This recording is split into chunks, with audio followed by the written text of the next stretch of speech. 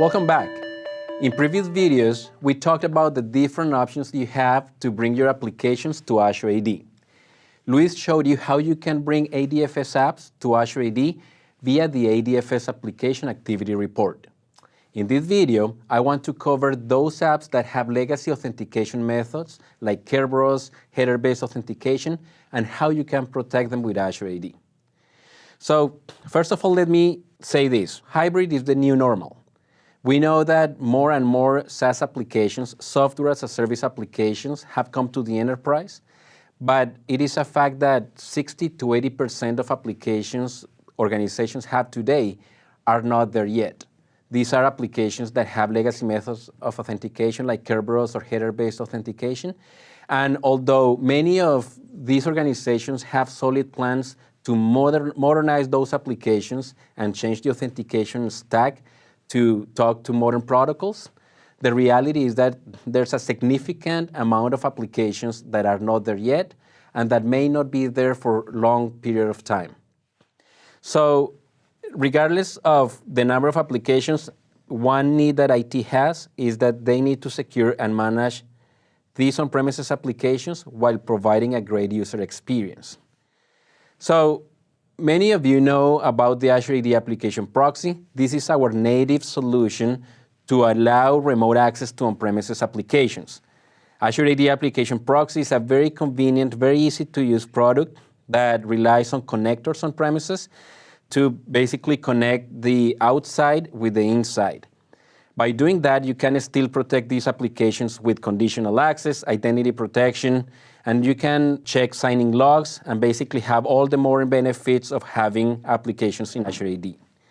So in addition to the Azure AD Application Proxy, we have partnered with key application delivery controllers and networks like F5, Zscaler, Citrix, Akamai. And the idea of these partnerships is that we have integrations together where they can control the traffic to the application while giving the authentication traffic to Azure AD, effectively protecting these applications behind these solutions with conditional access, identity protection, you name it. So something that I want to mention in addition to this is that as we have talked about applications, we have talked about a lot of on-premises, right? And that's true because we come from an on-premises world.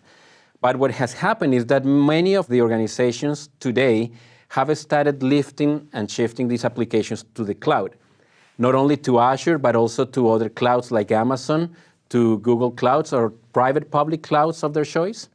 So I want to say that all these solutions that we have with the Azure AD Application Proxy, with these partners, are really a true multi-cloud solution. So now you could have applications that go to, let's say, Amazon AWS Cloud.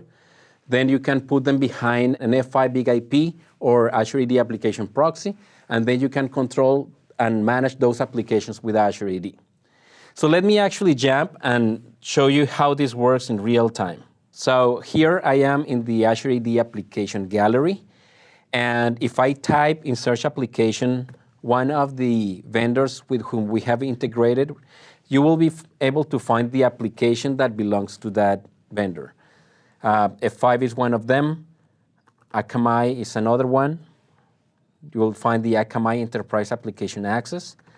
Zscaler CPA is another one. The Zscaler Private Access. This application is the one that you would need. And then Citrix ADC, the Application Delivery Controller, is the one that you would use also to publish applications on premises through the Citrix NetScaler.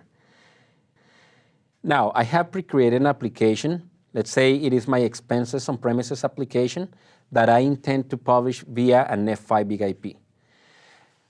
You can see the logo of the F5 application, and you can see the different options that I have to configure that app. For example, who can access this application by assigning users and groups to this app. Setting up single sign-on is a key part of the configuration. So if I go to the SAML settings, I will be able to identify what are the different claims that the Big IP will be expecting when users authenticate to this app via Azure Active Directory. Now, on the left side, I can go to conditional access, and then I can create a new policy that will dictate the access that is required for this application. I can define users and groups. I can define what different conditions do I require, like whether the device is compliant or not, whether these access need to be made from a specific trusted locations or not. Basically, as if it was just Office 365 or any SaaS application, I will be able to do with my on-premises application. Now, let me show you what is the user experience for the end user. So if I go to my apps, my application portal, this is what the user will see.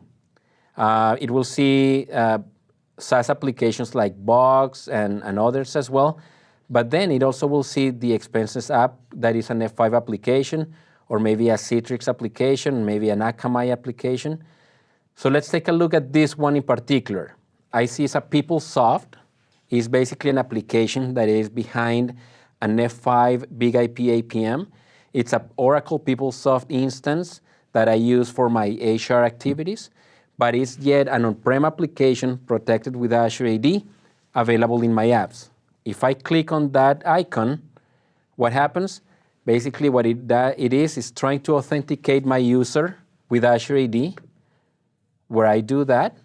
But then after that happens, Azure AD will issue a token to the Big IP on-premises, to this on-premises appliance, and then Big IP will crack open the token, will authorize that user, and will allow access to the Oracle PeopleSoft on-prem, which we have here. Well, that's all for this series. We hope this gives you an idea of how you can embark on your migration projects. Please visit ak.ms/migrateapps for more information. See you soon.